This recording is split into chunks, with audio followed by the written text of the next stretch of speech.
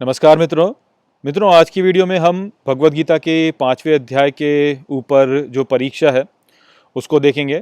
और मेरी आप सभी से प्रार्थना है कि आप इस परीक्षा को देने का प्रयास करें। इस परीक्षा को देकर के आपको एक अवसर मिलेगा ताकि आप भगवद गीता के 5वें अध्याय की जो शिक्षाएं हैं उनको एक बार पुनः याद कर सकेंगे। इस प्रकार से ये जो ज्ञान है ये आपके साथ लंबे समय तक रहेगा। और इस परीक्षा को देने के लिए प्रेरित करने के लिए हमने आपके लिए एक पुरस्कार भी रखा हुआ है, और ये पुरस्कार जो है ये निखिल आपको प्रदान कर रहे हैं। तो इस प्रकार से निखिल को बहुत बहुत धन्यवाद कि वो यहाँ पर सबको भगवद गीता की शिक्षा को पुनः एक बार याद करने के लिए, प्रेरणा करने के लिए ये पुरस्कार सबको दे रहे हैं। तो आप इन 5 प्रश्नों के उत्तर मुझे इस ईमेल पर भेज दीजिए जो कि यहाँ पर अभी आपको स्क्रीन पर दिख रहा होगा। 15 अगस्त तक, भारत का जो स्वतंत्रता दिवस है, तब तक आप इन प्रश्नों के उत्तर मेरे पास में भेज दीजिए। और जो भी लोग मुझे इन प्रश्नों के उत्तर भेजेंगे उन सभी को इकट्ठा करके हम एक लकी ड्रॉ करेंगे, और उसके जो विजेता होंगे उसको एक भगवद गीता की प्रतिलिपि निखिल जो है वो प्रदान करेंगे। तो चलिए, जो 5 प्रश्न हैं वो मैं आपको बता देता हूँ। तो सबसे पहला जो प्रश्न है वह ये है कि भगवद गीता का जो 5वां अध्याय है उसके आरंभ में अर्जुन श्री कृष्ण से एक प्रश्न करते हैं। तो आपको ये बताना है कि ये प्रश्न वास्तव में क्या था। तो मैं एक बार प्रश्न फिर से दोहरा देता हूँ कि भगवद गीता के 5वें अध्याय के आरंभ में अर्जुन श्री कृष्ण से एक प्रश्न करते हैं। आपको ये बताना है कि ये जो प्रश्न है ये क्या था।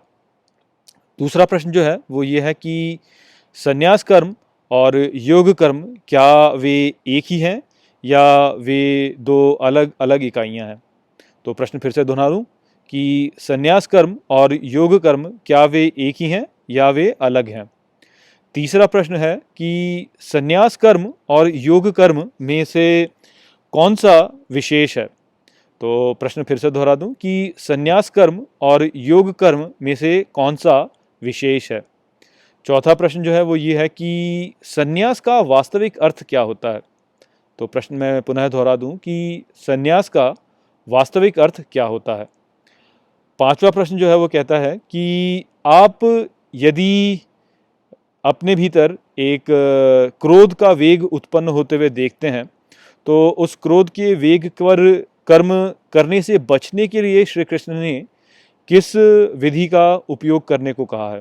तो मैं प्रश्न फिर से दोहरा दूं कि यदि आपके मन में एक क्रोध का भाव उत्पन्न हो रहा है और आप चाहते हैं कि आप इस क्रोध के ऊपर कुछ कार्य कर न दें, तो अपने आप को इस कार्य को करने से रोकने के लिए आप किस विधि का उपयोग कर सकते हैं। तो ये 5 प्रश्न थे। इनके उत्तर आप मुझे 15 अगस्त तक, जो ईमेल अभी आपके सामने दिख रहा होगा, इस पर भेज दीजिए। और उसके पश्चात हम लकी ड्रॉ करेंगे और फिर निखिल आपको उनमें से जो विजेता होंगे उनको भगवद गीता की एक प्रतिलिपि प्रदान करेंगे। तो यहाँ पर हमने 5वां अध्याय समाप्त कर लिया है और अब हम भगवद गीता के 6ठे अध्याय को आरंभ करेंगे। तो आशा करता हूँ कि मैंने आपको भगवद गीता का 5वां अध्याय अच्छे से समझा दिया होगा।